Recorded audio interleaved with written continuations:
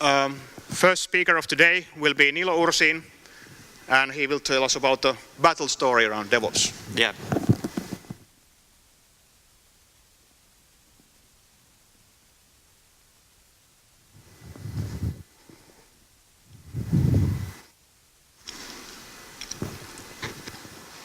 Morning. Loud enough? Yeah. Okay, hello, I'm Niilo Ursin and I'm from Kauppalehti. How many of you know what Kauppalehti is? Raise your hand. I assume that. Okay, we have had a pretty interesting year this year with our development team. We have been building pretty nice stuff, new stuff, and I'm here to tell you some stories about what we have been facing when we have been building a new website with the cloud technology. First, something about me. Briefly, I've been... Okay, sorry.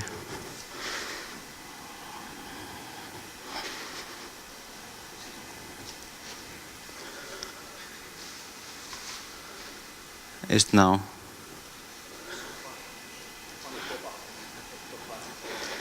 Sorry, I don't know. I don't use Windows.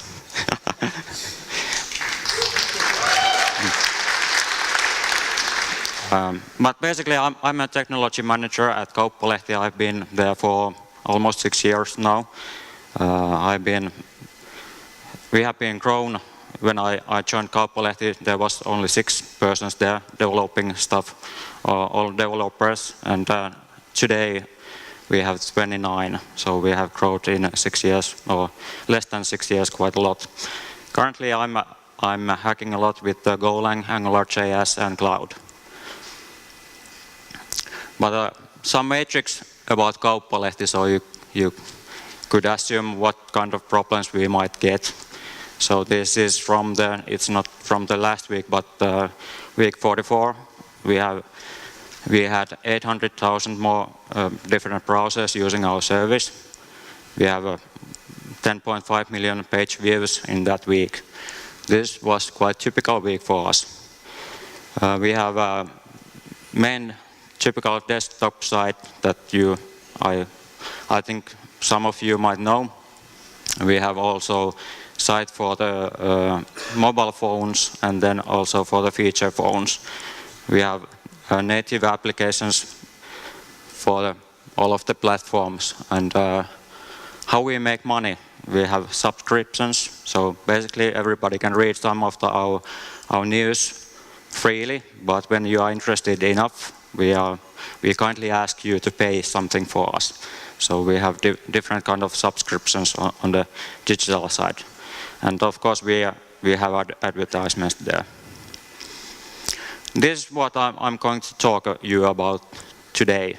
This is something that one of our development teams have been doing mostly this year. So we are going to launch a new version of our site on January. Thank you. And currently we are running on beta stage, so you can access that beta if you like. And I promised to you to talk about the modern websites. And with the modern, I mean that our stack is quite different that we used to have. So currently the new version is a SPA application, single page application. We are using AngularJS as a front-end technology. And this means that all of the data, we have a static data that browser gets, and then the actual Angular software needs to get the material from the backend. And this we have been building RESTful APIs. So all the data is coming from the backend as a JSON. And we also changed so that we started to build this new architecture with the cloud. So nothing is running on the old legacy hardware anymore. And this has been a nice story for us. We have struggled quite a lot with that. So why anyone would break a currently almost nicely working system? And this is something that happens sometimes for us. So current environment is running on the legacy hardware. It's running on a blade machine, so we have actual machines running our services, and those are quite big machines. So you typically put huge amount of software on one machine. It's not only one software; it's running also different kind of softwares there, and this is causing problems. When you overload it, it will cause you problems. And finding out what was the root cause for the problem is really tricky. It might be so that you see that, okay, this was behaving badly, but was it for the reason for collapse or this crash? And it has taken us many hours to figure out what was really wrong. Another thing is that we want to fail fast. We want to get new features on the production as soon as possible, as soon as they are good enough, so that we get the first feedback early on, so we can improve then. And this is something that we have been doing a couple of years now. So we try to ship the earliest version as soon as possible. And this is also the cloud technology and automation has been helping us with this. So when the deployment is easy, fast, and it's automated, it's pretty easy to do. You don't have to wait for some big releases to ship the code. There's another thing when you are running on a big machines, many software. If you are running 10 to 20 software, they have different bugs in there, and it's quite easy to find a gateway to in. It needs only that one software out of 20 to be bad or not patched early on. So it means that a hacker who gets in get access to all of those services running on that machine. But when you are running on the cloud, we early on decided so that we are running only one single software on one instance. So it will, if the hacker gets in the one instance, it only gets on that instance, and he has to do or she has to do the same amount of work to get to the next or another one. I assume that everybody knows which game this is. Yeah, Clash of Clans. The last thing was about the money. Typically, for us, we have had different sizing for the different environments. So the production environment is the biggest and greatest and latest. But then you have the pre-production or staging or testing or whatever environment, and then you check the bills that, okay, I can't really afford same sizing on all of the environments. And cloud has been bringing us an automation capability to actually copy instance environment, so that even if we know need for load testing or security audit in the environment, we can build that for the half a day and run the test and then kill the system. And it costs only for that half a day. So it's pretty amazing that what you can really do when you have a cloud supporting you, and when you have scripts ready or automation ready to create that environment. So what needs to change when you are running business on the cloud? This is our first thing that we noticed that we have to change. What was the architecture? This is the design. We are designing for the failure. So it's quite evident when you are running on the cloud that you can't control anything, all of the things anymore. So you have to design for failure. And this is how we have separated things. We have that front end that is running on a browser. Then we have a public API where the browser is connecting or doing the RESTful API calls. And all of the actual data access is hidden behind the private APIs. So they have only the access for the resources that they need. And all of these layers are done so that we can run those on multiple instances, so we can balance every layer on this, even the actual data layer. I'm not going to go through all of the slide, but the most interesting part is that we are currently running our production on 10 machines, the current version, and I checked last week that currently we have on a beta stage 130 instances, cloud instances. So this is the huge difference when you are running your business or services on cloud. I know the names for those 10 machines, so I can SSH to those machines by every time I need, but I really don't know the names for those 130 instances.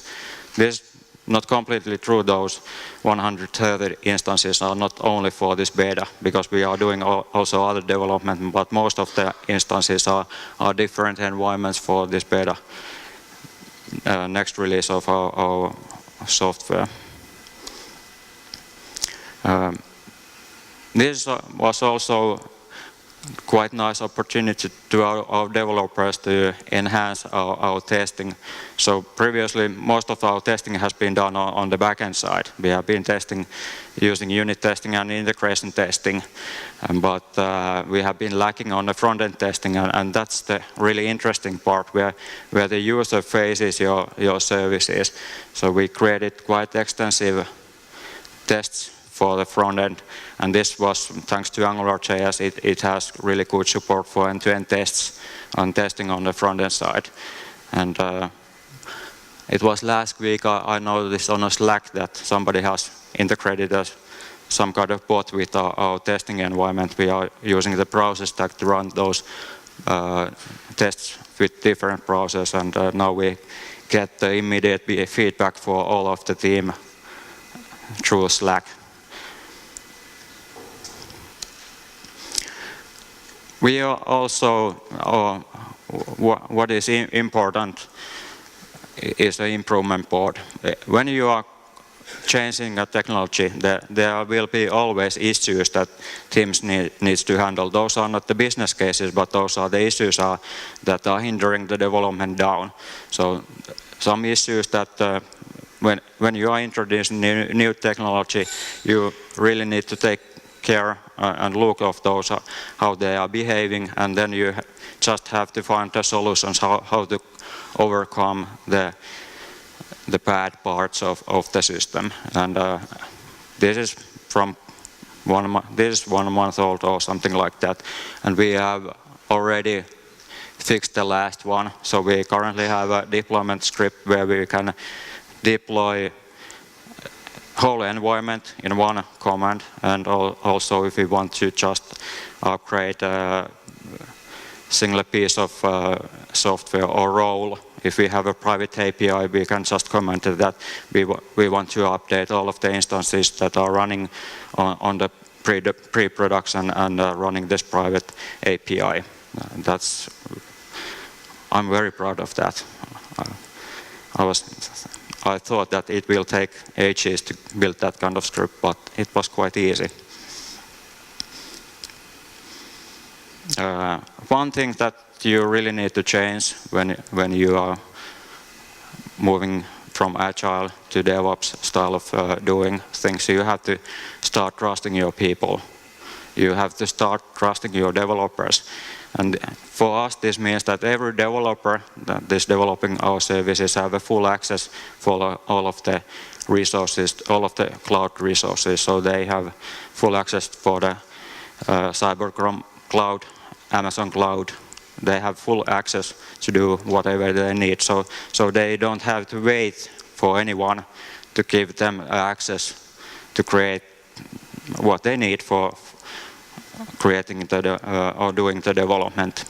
And every developer can update the production. So if you have a feature ready, you can, and it's approved by the product owner, you can deploy it to the production. First you do that on the staging and QA, but then eventually it will go to production. And one thing that you have to take away is the fear, because fear is hindering your development down. So if you developers are not afraid that somebody will yell you when you break the production, it's pretty good stuff. Then they start deploying early on, and you get the new features early on the production.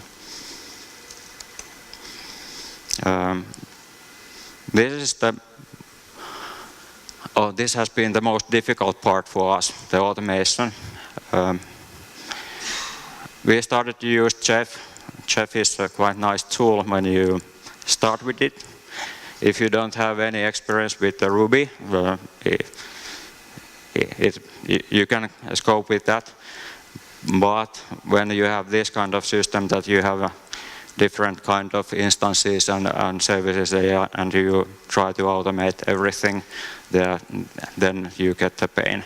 And the most painful part for us has been doing the testing, actual testing. We are using or creating kitchen tests to test those chef recipes that the instance has those services and software running that we want to be. But it's so slow. You can take a coffee or lunch or between the tests. It will take ages. So some anonymous developer from our team has been saying that Chef is sometimes as fun as stuffing sticks under your fingernails. That somebody might be me. I don't know. But this is also a crucial part. If you want to be on the cloud, you really need to automate everything. There's no other way to do that. You can't get any of the benefits from the cloud if you are not doing this. Because if somebody says that, okay, I will manually go there and install this and install that, then you are screwed. There's no turning back from there. Then you can't create the environment for the load testing or security audit, because it always needs to somebody fix that or finalize that environment. Okay. One thing that I really want that all of our developers get under their skin is that code review is actually the best way to learn coding, best way to learn how to solve the problems. This is where we are heading for, and we have been improving this vastly amount this year. But this is the key part to get your productivity up, get your quality up. And my own agenda has been for many years so that I will try to make myself unemployed. So I'm a manager, I'm handling all the problems that the team has, and all the problems means that they have to wait something. And I'm the bottleneck there, trying to get or fix things. And when these things you don't have anything to fix, then you are unemployed. But it means also that development is fast then. All the developers can do their stuff, and you get the production version faster.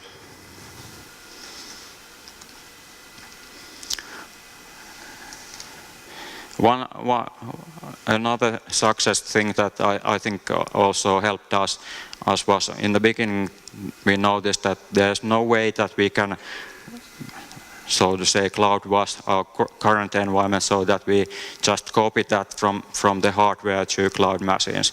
So we decided that okay, we don't do that in this stage. But instead of that, all of the new features that the business wants to create, we said that we are not going to run that on the current production. And this helped us a lot. So it meant that we don't have to create the whole of the scripts for all of the machines. We only need to create the scripts and automate those things that were needed for that new feature. And typically, because our features are quite small, the task was also quite small. So we get up and running quite fastly with that. One thing that I would have liked that we have noticed early on, this is something that we noticed only 1 or 2 months ago, was monitoring and how to get alerts from the system. Early on we installed all of the different kind of software, New Relic and this kind of to monitor your instances, but those are monitoring only the CPU or memory or those hardware type of things. And this is not, we think that this is not enough, and we started to create health checks for the software, because when we are running on software on different instances and it also needs some other resources, it actually helps you to monitor that system and then have that system health checking also the resources that it's using. Then you get some very good information. If the health check fails, it will say also that it was failed because of this MongoDB cluster was down or some other resource was down. It's not because of the software, but it's about the resources. And then you might also in the next release get some kind of map that these instances are running the MongoDB or what is behaving badly. The other thing that was also that we created a RESTful API for the version info. So we have a RESTful API where we can ask from the software what kind of release you are running, what kind of environment you are running. This helps us for the updates and checking what's the update status. This is from the development from another theme, but I'm really proud of this, so this is why I'm telling, and I hope you think how this could be possible on your organization. So in one theme we are building a new digital subscription ERP system. So it will have all of our customers, all of our products and all of our subscriptions in it. But the neatest part is so that our development team created a tool for them. So if the production has a bug, they can copy the actual software code or start the same code and also copy the actual data that is run on a production on the development environment or even on their own laptop, development the laptop, so that they can fix the bug there with a copy of the production code, and they can fix the bug and then they can run the tests and then they can create a new pristine version with the production data and validate that the actual bug is fixed. And this is something that I haven't seen any ERP systems so far. And this is giving so much. And also when you are fixing or putting the bug fix on the production, you pretty much know that it will fix the bug.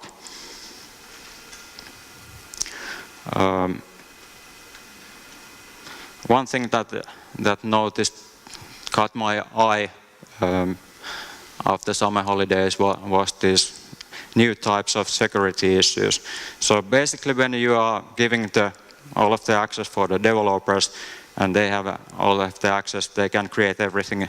It also means that any hostile parties can have that too if they are clever enough. And this is something that when you are running on the cloud you should really think and go through. There's pretty good security guidelines, many PDFs and many guidelines telling you how to create, how to separate things and how to create a secure environment for the cloud. This is a true story. It's a pretty sad story. I recommend you read that. But in 12 hours somebody could if you mess up with the security, somebody could ruin your business, and this they haven't suffered, or they are not up, so they went to devastation or bankruptcy or something like that. So these things can happen if you follow the proper security guidelines. It's not that easy to do, but every time you can give somebody access to create things, somebody can always hack that. Okay. I was actually faster than I practiced. This was my last slide. Any questions so far?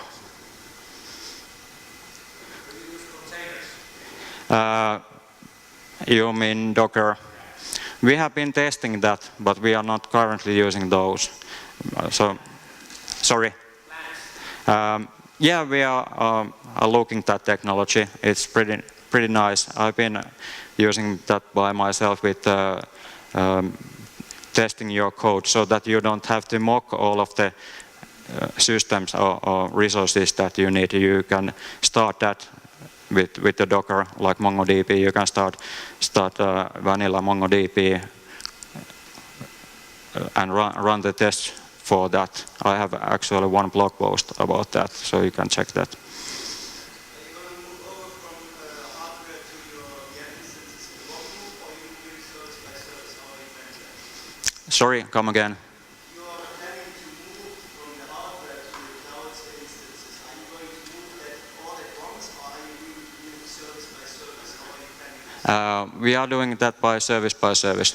In the beginning, we started to just create a new features on the cloud first, and now we have those common services like MongoDB or Solar or these kind of. They are currently run on the hardware, but we are moving those to cloud. We are doing that actually this month. What are you using the Go language for? We have been experimenting with it.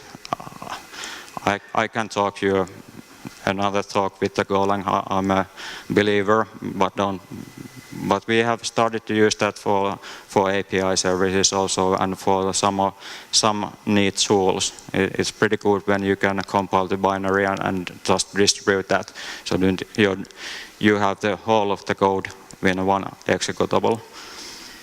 Yeah. Just wondering why you're still using Oracle. It's a little bit difficult for the cloud licensing. Sorry. You were asking that why we are using Oracle, and that's sorry. Licensing for cloud Oracle. Yeah, that's our legacy part. All of the new stuff that we are doing with the MongoDB.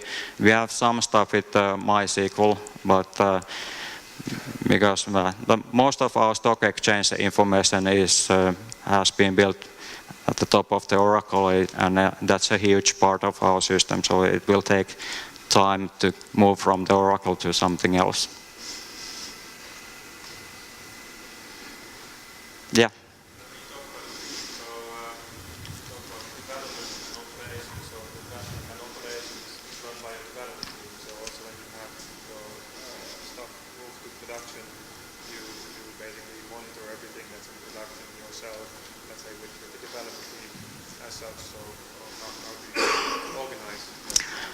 Okay, so your question was about are we monitoring or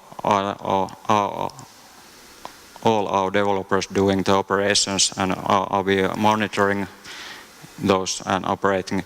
We actually are not doing everything. So we are building into the system and we are learning how to operate, but we have different partners that then can run 24/7 services or monitor those and then according to our guidelines do things. But because we haven't had that much experience running this on the cloud, we can't really tell that how to operate those yet.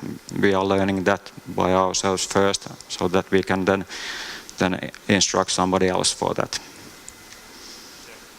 collaboration of development and operations is basically Yeah, we have had a pretty good relationship with the Cybercom that is operating our systems, and we have been planning actually the cloud features with them.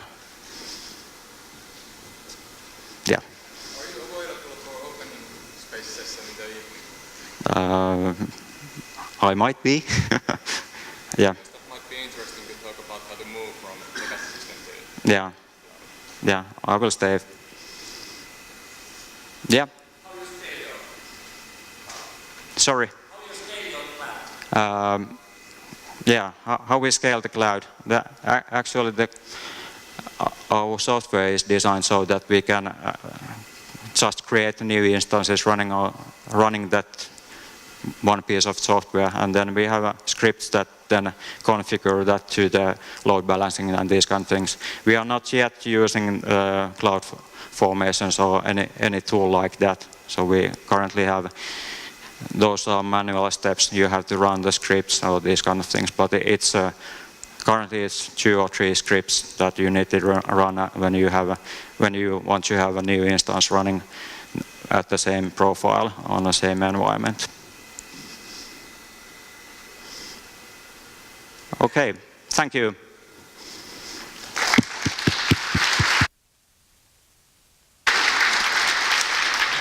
All right, thank you, Niilo. So as a tip also for other speakers, so if you get questions, just repeat those so that everybody can hear it here. And we get also the recording. But as I mentioned in the morning, so the main idea with the questions would be that we probably won't have time with the talks, because the talks are limited to 30 minutes. So you can always challenge the speakers to open space in the afternoon. So if I just make a quick questionnaire, so hands up everybody who would like to challenge Niilo to an open space session in the afternoon. All right, quite many. Yeah, so just put your topics on the board there, and Niilo already promised that he will be here in the afternoon, so that's great.